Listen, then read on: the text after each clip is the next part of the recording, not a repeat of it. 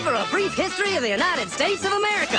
Hi, boys and girls, ready to get started? Once upon a time, there were these people in Europe called pilgrims, and they were afraid of being persecuted. So they all got in a boat and sailed to the New World where they wouldn't have to be scared ever again. Oh, I'm so relaxed. I feel so much safer. But as soon as they arrived, they were greeted by savages, and they got scared all over again. Indians! So they killed them all. Now, you'd think wiping out a race of people would calm them down, but no. Instead, they started getting frightened of each other. Witch! So they burned witches.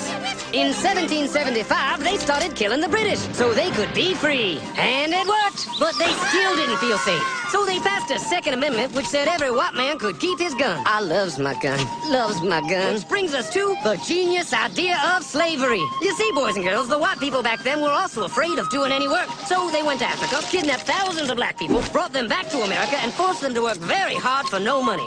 And I don't mean no money like I work at Walmart and make no money. I mean $0. Nothing. Not a zip. Doing it that way made the USA the richest country in the world.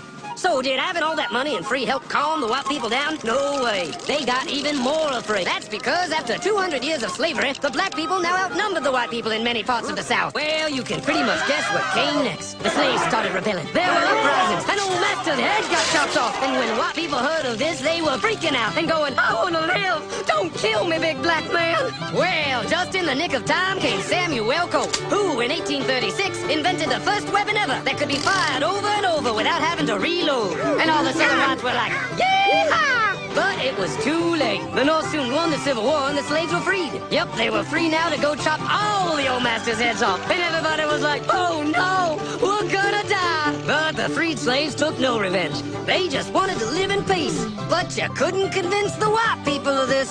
So they formed the Ku Klux Klan. And in 1871, the same year the Klan became an illegal terrorist organization, another group was founded, the National Rifle Association. Soon politicians passed one of the first gun laws, making it illegal for any black person to own one.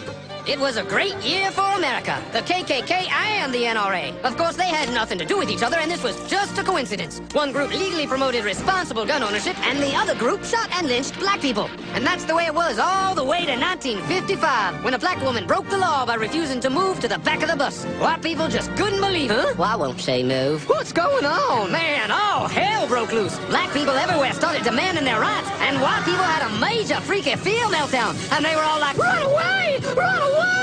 And they did. They all ran fleeing to the suburbs where it was all white and safe and clean. And they went out and bought 250 million guns and put locks on the doors, alarms in the houses, and gates around the neighborhoods. And finally, they were all safe and secure and snug as a bug.